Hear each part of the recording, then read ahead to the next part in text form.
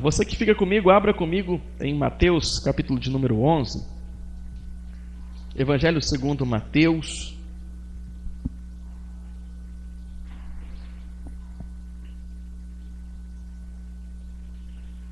Evangelho segundo Mateus.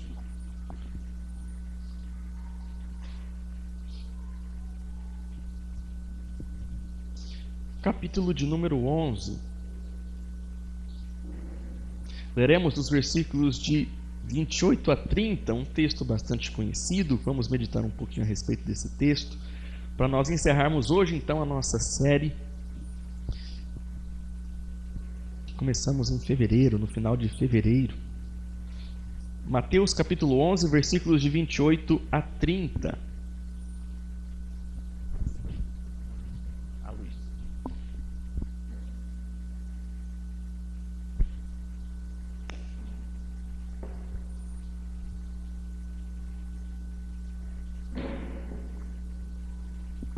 Mateus capítulo 11, versículos de 28 a 30.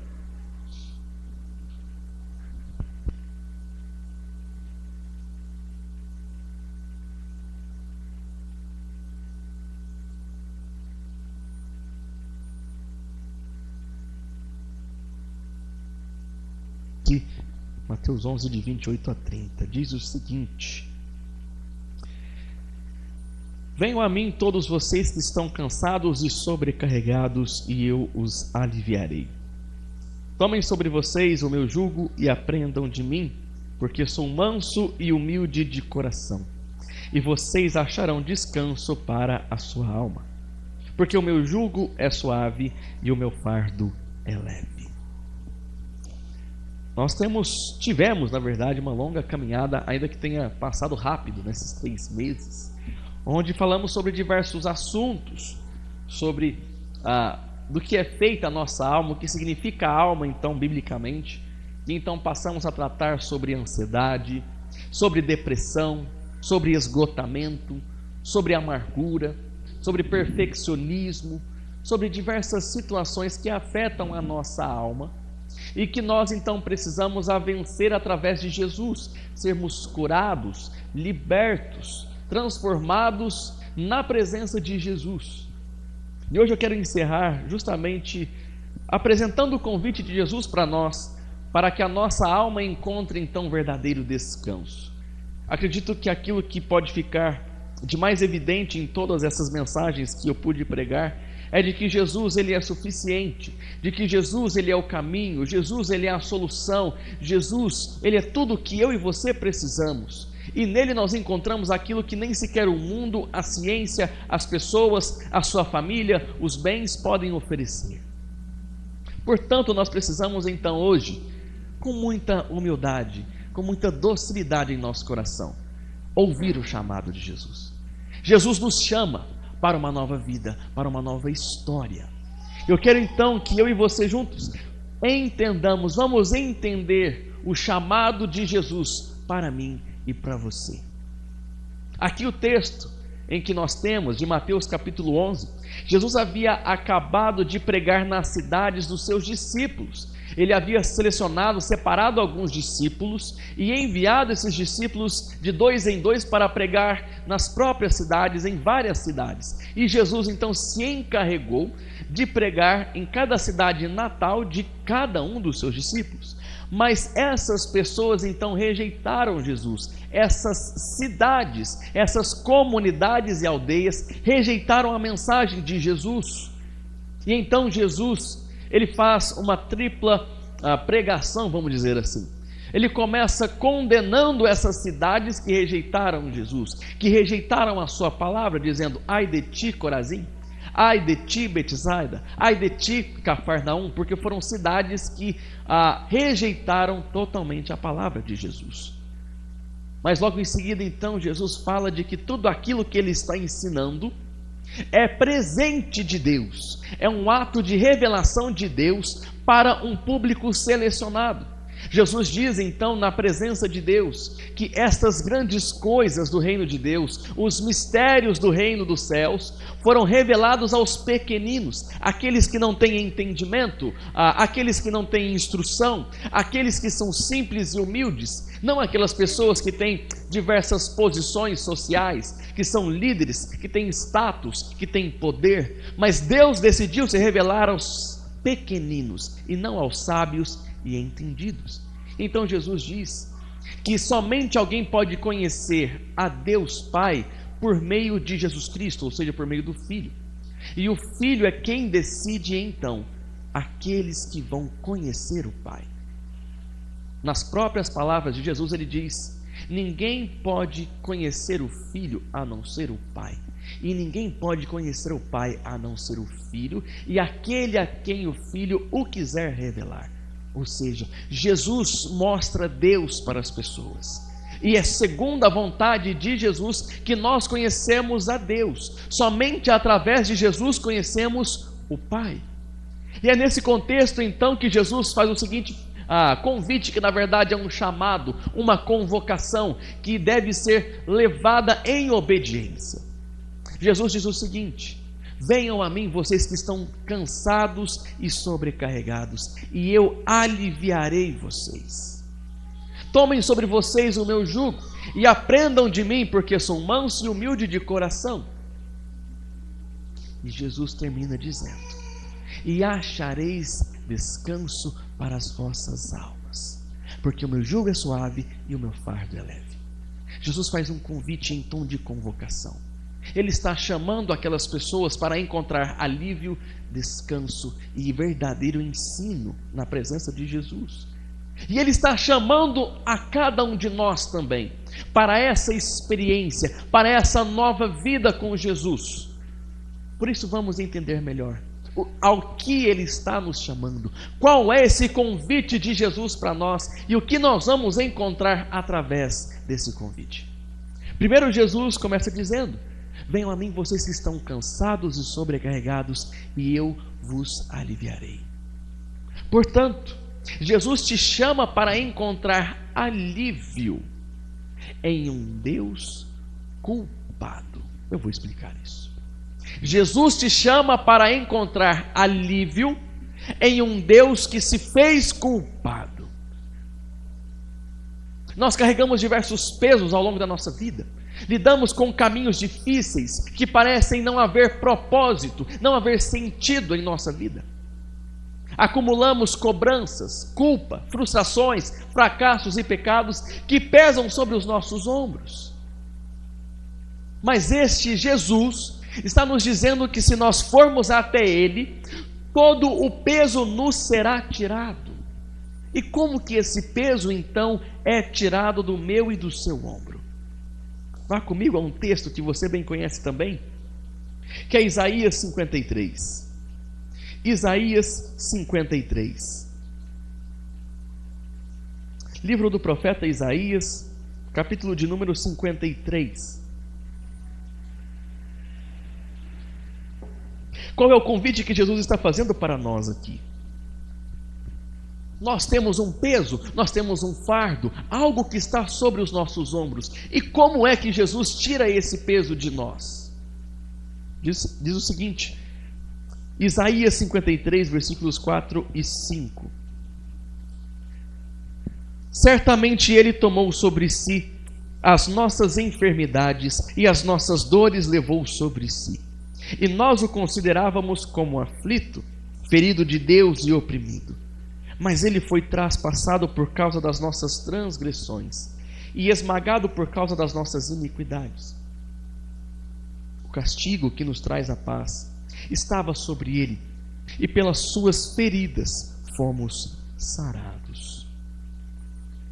Todo o peso que eu e você carregamos em nossa vida, Jesus decidiu assumir esse peso e levar para a cruz.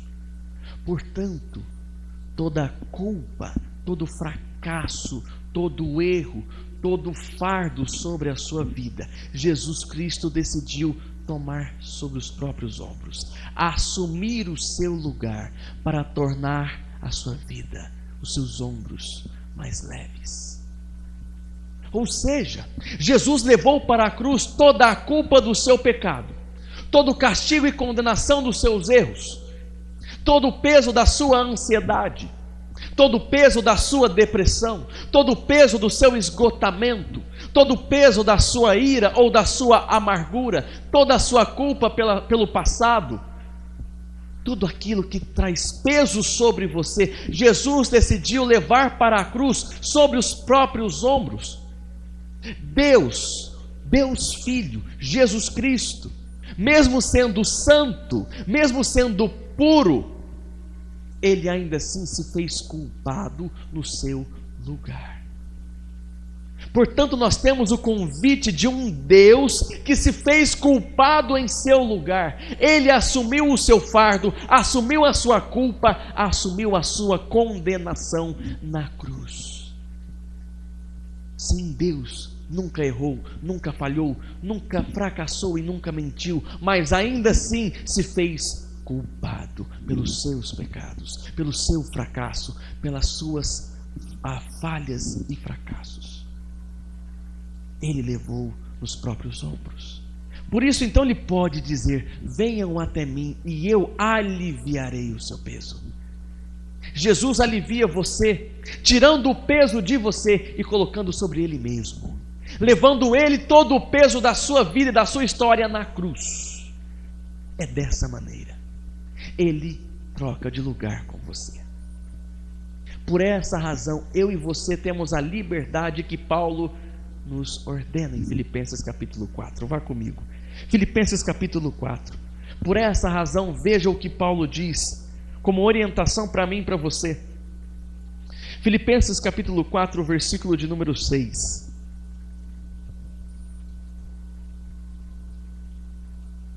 Filipenses capítulo 4, versículo 6. Não fiquem preocupados com coisa alguma, mas em tudo sejam conhecidos diante de Deus os pedidos de vocês pela oração, pela súplica e com ações de graças. Aqui o que Paulo está dizendo é: pegue todo o peso que você está carregando e entregue a Deus. Coloque sobre Deus, porque Jesus Cristo não somente carregou o peso da sua história sobre os ombros, mas o peso do mundo inteiro, porque Ele é Deus. Portanto, você encontra alívio em um Deus que se fez culpado em seu lugar e carregou todo o peso da sua vida e da sua história no seu lugar. Você não precisa carregar todo esse peso. Mas em segundo lugar, nós temos Jesus dizendo o seguinte: tomem sobre vocês o meu jugo e aprendam de mim, porque eu sou manso e humilde de coração, e encontrarão descanso para as vossas almas. Aqui Jesus fala algumas palavras, alguns termos e expressões muito importantes para nós, e eu preciso explicar um pouco daquilo que está presente. Mas primeiro Jesus diz o seguinte: tomem sobre vocês o meu jugo. Nós vivemos em um contexto onde isso pode ser muito fácil de entender. Aqueles que conhecem um carro de boi aqui, ou já viram em algum momento, seja na televisão ou já viram de perto, sabem que um carro de boi ele é movido obviamente pela força dos bois, em que é colocado um jugo, como se fosse um cabide no ombro dos bois. Não sei se alguém já viu isso também. É como se houvessem dois bois, e esses dois bois carregam então o peso juntos.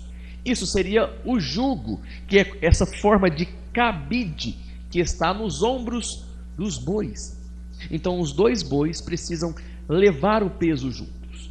Porém, se um boi ele for menor do que o outro, ou um boi for mais fraco do que o outro, ou até mesmo caminhar num ritmo diferente do outro, o outro boi vai sofrer, porque ele levará mais peso, ele carregará sobre si todo o peso do carro. Isso seria um jugo. É daí que vem a ideia de jugo desigual em um casamento, por exemplo. É quando duas pessoas não estão carregando o mesmo peso, levando a mesma história, e um passa então a pesar sobre o outro, atrapalhar o outro, enfraquecer o outro. Então Jesus diz o seguinte: coloquem sobre vocês o meu jugo. Veja a simplicidade de Jesus, em que ele compara a si mesmo e a nós como animais que carregam um peso.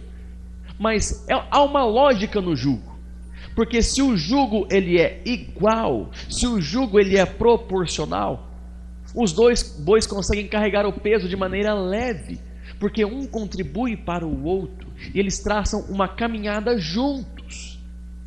Qual é a ideia que Jesus está trazendo para nós aqui?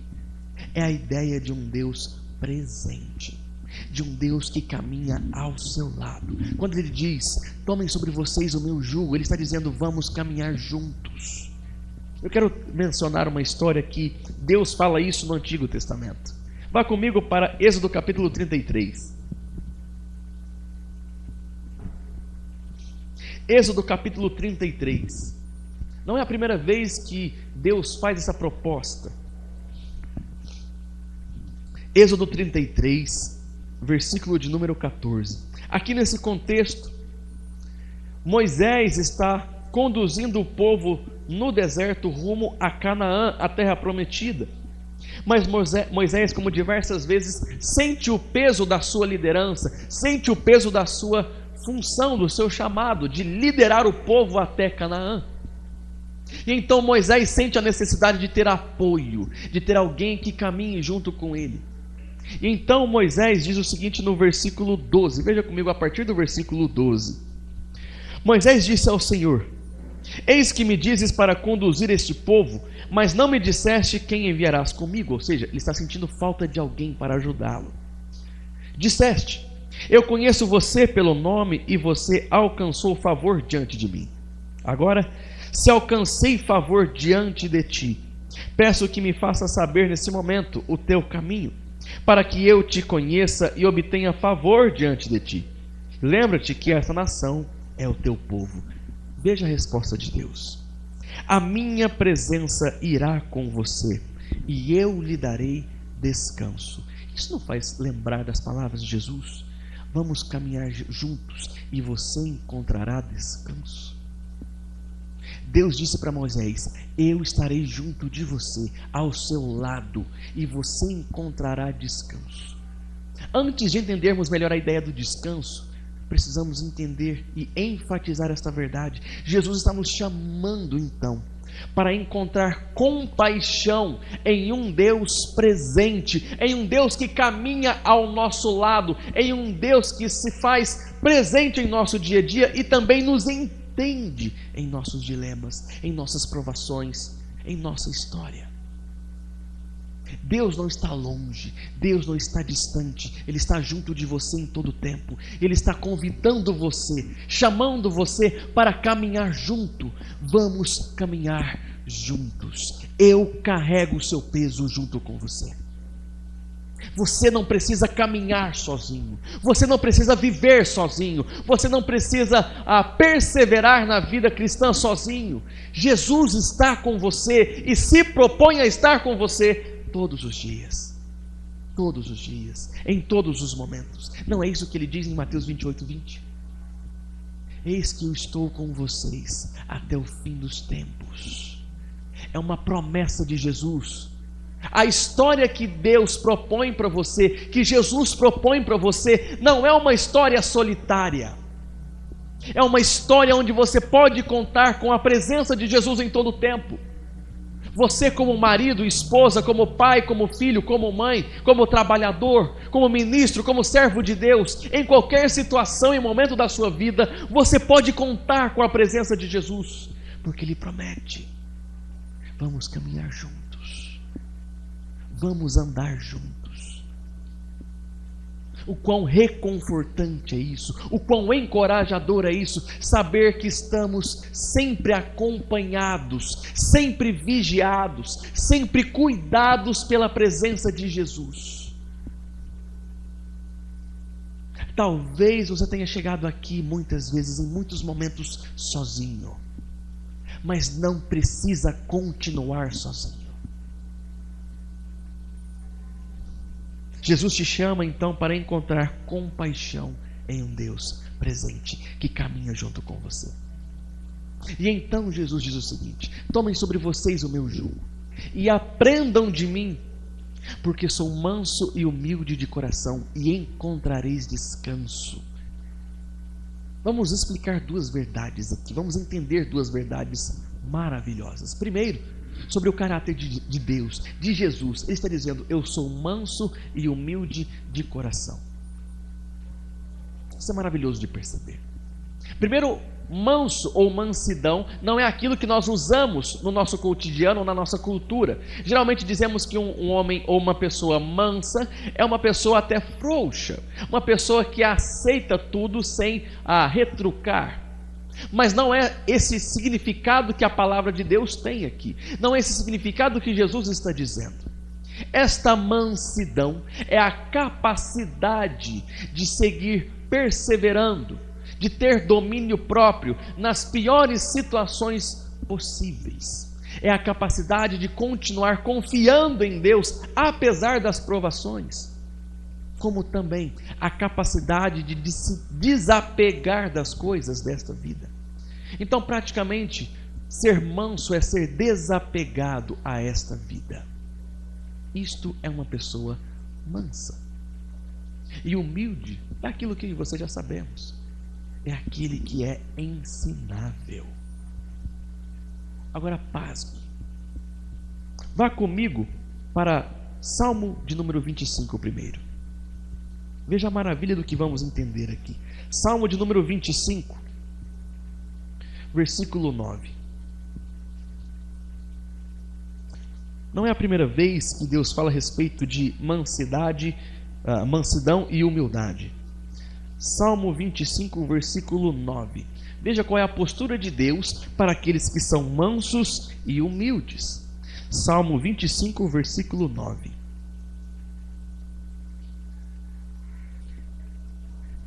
Guia os humildes na justiça e ensina aos mansos o seu caminho. Veja a conexão que vamos fazer com Mateus 11. Guia os humildes na justiça e ensina os mansos o seu caminho.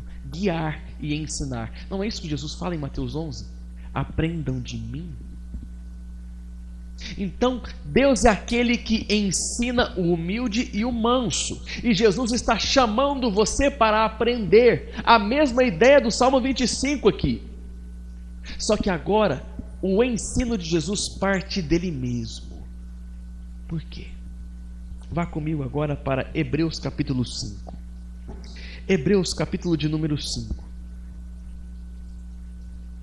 Veja a profundidade das palavras de Jesus. Hebreus capítulo 5, versículos 8 e 9. Jesus diz: aprendam de mim, porque eu sou manso e humilde. Então, no Antigo Testamento vimos que Deus ensina o manso e humilde. Agora Jesus, o próprio Filho de Deus, está dizendo: eu sou manso e humilde, olhem para mim.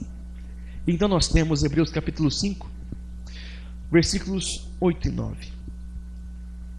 Embora fosse filho, no caso Jesus Cristo, Filho de Deus, aprendeu a obediência pelas coisas que sofreu, e tendo sido aperfeiçoado, tornou-se o autor da salvação eterna para todos os que lhe obedecem. Primeiro, explicando aqui o aprendizado da obediência. Nós sabemos que Jesus, ele é onisciente, todo-poderoso. Então ele não poderia aprender nada, ele já sabe de todas as coisas. O que seria esse aprender? É experimentar na prática. Então quando Jesus aprende a obediência, ele está experimentando na prática. Por quê? Ele é Deus. Deus não deve obediência a ninguém. Deus não deve submissão a ninguém. Ele é a pessoa mais alta e sublime do universo. Portanto, um Deus que nunca se curvou a ninguém, teve que experimentar a obediência. Jesus Cristo, sendo Deus, estando em um trono acima de tudo e de todos, teve que passar pela experiência de obedecer. É por isso que Filipenses diz que ele se humilhou, se fez humilde, se colocou pronto a obedecer. Então nós temos um Deus obediente, Deus sendo capaz de obedecer, um Deus ensinável. Por isso Jesus diz então: aprendam de mim, porque eu sou o exemplo para vocês. Eu sou o ser mais poderoso do universo e mesmo assim me acho como um servo. E mesmo assim obedeço à vontade de Deus Pai. Portanto, Jesus está nos ensinando o que é a mansidão e a verdadeira humildade em obedecer. Olhando então para o caráter de um Deus humilde e manso, capaz de obedecer, capaz de se submeter, então nós vamos entender agora também o chamado ao descanso. Jesus diz: aprendam de mim porque sou manso e humilde de coração, eu sei obedecer e eu posso te ensinar a ser submisso à vontade de Deus. Mas Jesus diz: e vocês encontrarão descanso para a sua alma. O que é descanso? Descanso na Bíblia, nos planos de Deus, não é parar de fazer alguma coisa, não é cruzar os braços, isso não é descanso. Vamos entender o que é descanso segundo a palavra de Deus. Vá comigo para Gênesis capítulo 2, Gênesis capítulo de número 2, versículos 2 e 3. Vamos entender a ideia do descanso na palavra de Deus.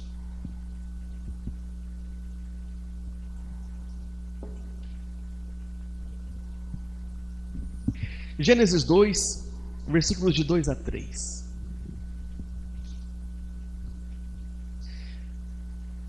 E havendo Deus terminado no sétimo dia a sua obra que tinha feito, descansou nesse dia de toda a obra que tinha feito.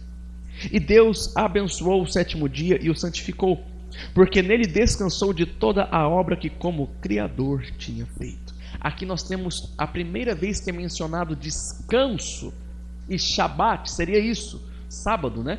Descansar. Mas o que é esse descansar? Basta sermos lógicos aqui.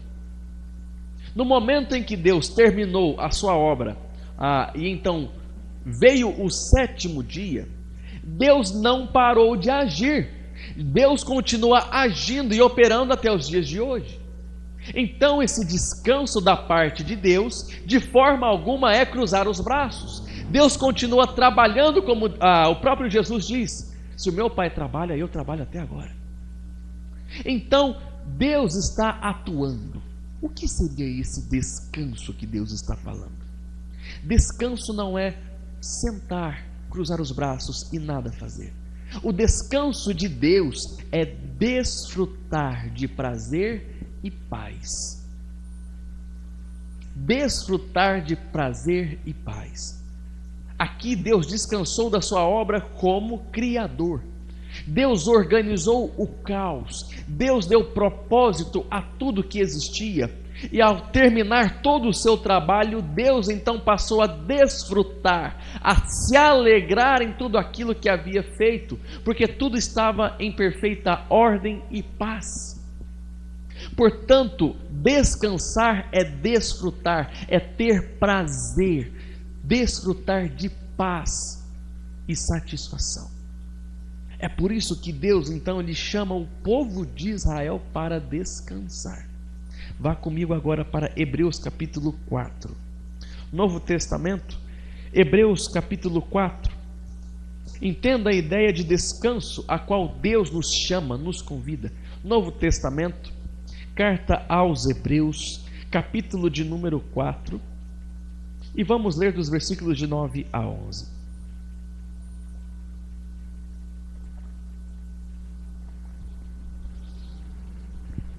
Hebreus capítulo 4, versículos de 9 a 11.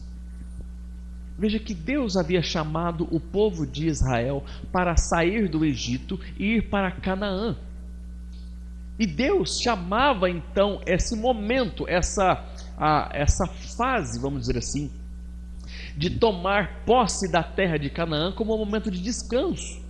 Então, o povo se estabelecendo, o povo chegando em Canaã, iria descansar espiritualmente.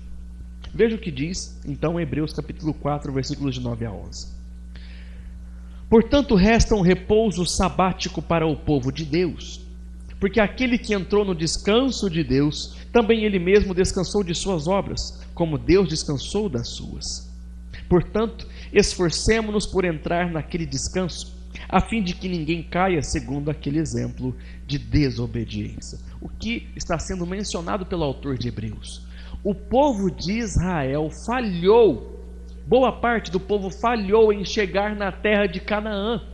Portanto, eles não encontraram esse lugar de descanso que Deus ofereceu.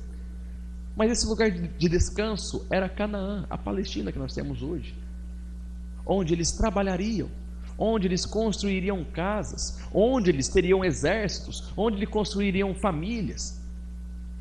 Ou seja, descansar não era ficar sem fazer nada. Descansar era desfrutar de toda a paz e prazer que Deus planejou. Deus preparou para aquele povo um lugar de alegria, de paz e prosperidade, e o descanso então seria desfrutar de tudo aquilo que Deus preparou. Portanto, o autor de Hebreus está dizendo para nós devemos nos esforçar para entrar no descanso de Deus, porque existe um sábado que nos espera.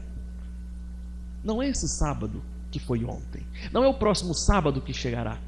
Ele está falando da eternidade, e a eternidade então é chamado de descanso de Deus, o sábado de Deus que durará para sempre. Portanto, a eternidade não será um eterno sono, um período eterno em que vamos ficar sem fazer nada, muito pelo contrário, será o tempo eterno de desfrutarmos de tudo aquilo que Deus preparou para nós. Assim como Deus preparou uma terra que manava leite e mel para Israel, Deus preparou para nós, para o seu povo, uma eternidade de prazer e paz na sua presença. Isso é descansar. Descansar é desfrutar de tudo aquilo que Deus preparou para nós. E então Jesus diz: e vocês encontrarão descanso. Então descanso é encontrar desfrute, prazer e paz. Desfrutar de prazer e paz em tudo aquilo que Deus preparou para nós. E é diante disso então que nós precisamos entender esse convite de Jesus. O convite de Jesus é para que você encontre verdadeira paz, verdadeira satisfação na pessoa dele, em alguém que toma sobre os próprios ombros o peso do seu pecado, da sua culpa, do seu fracasso, da sua história, em alguém que tira todo o peso de você, em alguém que, sendo Deus, se mostra exemplo, manso e humilde, ensinável, alguém que caminha ao seu lado, alguém que está presente em sua vida em todo o tempo, e alguém que te mostra como ser feliz de verdade, não somente aqui, mas por toda a eternidade. Portanto, a fonte de descanso, de paz e prazer é o próprio Jesus Cristo. E o convite de Jesus então deve nos chamar para 3 ações. Eu quero chamar a cada um de nós para cumprir, para obedecer, para responder ao chamado de Jesus. O que nós fazemos então diante de Jesus, que está dizendo: o meu jugo é suave e o meu fardo é leve? Eu mudarei a sua vida. Primeiro, coloque todo o peso sobre Jesus. Todo o peso da sua vida, da sua história, do seu pecado, do seu fracasso, de tudo aquilo que você viveu ou está vivendo, lance sobre Jesus. Ele está disposto a carregar tudo que te faz sofrer. Na primeira carta de Pedro é dito o seguinte: lancem sobre ele toda a ansiedade, toda a preocupação, porque ele está cuidando de vocês. Jesus está cuidando de cada um de nós. Por isso nós podemos lançar sobre Jesus Cristo tudo aquilo que está pesando, tudo aquilo que está nos fazendo sofrer, chorar, lamentar. Nosso peso, o seu peso, não precisa ser seu. Por isso, coloque todo o peso sobre Jesus. Segunda atitude que você precisa tomar: Confie sua história a Jesus Cristo. Jesus nos chama para um jugo igual, ou seja, vamos caminhar juntos. Mas Ele diz: é o meu jugo, é a minha caminhada, é a minha jornada. Você estará ao meu lado, mas eu dito o caminho, eu dito a direção, eu falo para onde ir, você caminhará comigo. Portanto, confie a sua história, a sua jornada nas mãos de Jesus. Confie toda a sua vida a Jesus Cristo, aquilo que ainda virá, e tudo então será mais leve. Mesmo as lutas, mesmo as provas, mesmo o luto e a dor, tudo será mais leve, porque será vivido na companhia de Jesus. Paulo diz em Gálatas 2:20, vamos abrir lá juntos? Gálatas capítulo 2, versículo 20. Veja o que ele diz.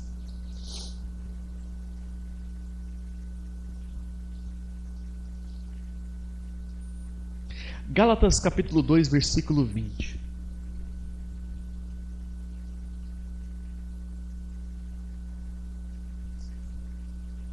Logo, já não sou eu quem vive, mas Cristo vive em mim. E esse viver que agora tenho na carne, ou seja, no corpo, vivo pela fé no Filho de Deus, que me amou e se entregou por mim. Paulo confiava totalmente em Jesus. E o motivo era claro: ele me amou e se entregou por mim. Como não confiar em Jesus Cristo? Como não confiar em um Deus que morre e sangra por você? Então confie a sua história, o seu futuro, a sua família, o seu casamento, tudo sobre você. Confie a Jesus. Caminhe com Ele. Tome o jugo dEle. Viva com Ele. Mas em terceiro e último lugar, ofereça o seu coração para ser ensinado por Jesus. Jesus diz: aprenda de mim. Aprenda de mim. Portanto, algo que nós precisamos fazer: colocar todo o peso da nossa vida sobre Jesus Cristo, porque Ele leva para a cruz tudo isso. Nós precisamos confiar nossa história a esse Jesus que se entregou numa cruz por nós. Mas precisamos abrir o coração e orar: Jesus, me ensina a viver, me ensina a viver como o Senhor, me ensina a obedecer à vontade de Deus, me ensina a desfrutar de todo o plano de Deus em minha vida e minha história, me ensina a encontrar prazer e paz como o Senhor desejou para mim. Precisamos ser ensináveis. Você precisa oferecer o seu coração para ser moldado, transformado, lapidado por Jesus, manso e humilde de coração. Eu quero só abrir um último texto, assim nós encerramos aqui. Abra comigo Eclesiastes capítulo de número 9. Entenda o que Deus tem para cada um de nós. Eclesiastes capítulo de número 9. Eclesiastes vem depois de Salmos e Provérbios.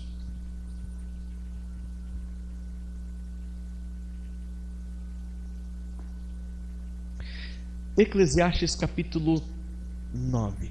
O que é que Deus planejou para nós? Muitas das nossas frustrações são porque nós colocamos expectativas muito além. Lembre-se do pasto verdejante que nós vimos aqui sobre o Salmo 23. Nós imaginamos uma campina cheia de grama verde, mas o pasto verdejante que Deus preparou para Israel era no meio do deserto. Nós colocamos expectativas demais sobre a nossa vida. Nós nos cobramos demais, assumimos pesos que não deveriam ser nossos. Nós transformamos a nossa vida em um peso porque vamos muito além do que Deus desejou para nós. Qual é o tipo de vida que devemos viver nessa terra?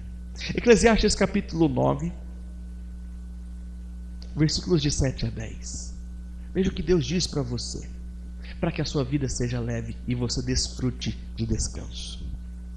Portanto, Vá e coma com alegria o seu pão, e beba com prazer o seu vinho, pois Deus já se agradou do que você faz.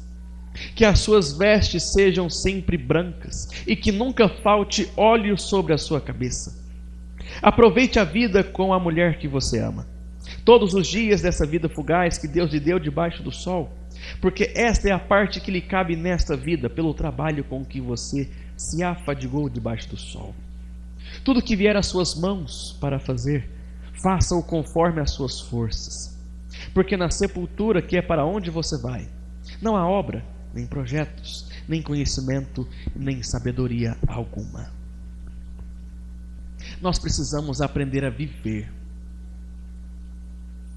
Aqui está o segredo da vida. Ame o seu esposo, a sua esposa. Tenha tempo com os seus filhos. Alegre-se no seu trabalho, em vez de viver para trabalhar. Alegre-se no seu pão e tenha um bom almoço. Quantas pessoas hoje não sabem o que é almoçar em paz? Desfrute daquilo que Deus te deu. Os projetos que Deus colocou no seu coração, faça e faça com zelo. Faça com ânimo, faça com prazer. Em resumo, viva a vida que Deus te deu. O problema é que a ansiedade, a depressão, o esgotamento, a culpa, a amargura, a raiva, a ira, tantas coisas têm nos tirado o prazer de viver as pequenas e grandes coisas da nossa vida. Portanto, só temos uma coisa a fazer: pedir a Deus, me ensina a viver. Peça a Jesus, me ensina a viver, a desfrutar do meu casamento, da minha família, dos bens que o Senhor me deu, do meu trabalho, da minha história. Me ensina a viver. Isso é descansar. É ser capaz de desfrutar de tudo aquilo que Deus te dá hoje. Isso é o descanso de Deus. Porque é isso que vamos viver na eternidade. Esse descanso é viver na presença de Deus tudo aquilo que Ele planejou para nós. Então, em preparação para a eternidade, comece a viver o descanso aqui, que não significa cruzar os braços, significa desfrutar. Isso é possível. Nós podemos viver uma mudança, então, em que em vez de pessoas amarguradas, tristes, sobrecarregadas e cansadas, feridas de alma, nós podemos ser curados, transformados, saciados, renovados e encontrar prazer e paz. Tudo isso através de Jesus. Por isso o chamado de Jesus é esse: venham a mim, vocês que estão cansados e sobrecarregados, e eu vos aliviarei. Tomem sobre vocês o meu jugo e aprendam de mim, que sou manso e humilde de coração, e vocês encontrarão descanso para as vossas almas, porque o meu jugo é suave e o meu fardo é leve. Jesus é o seu lugar para descansar.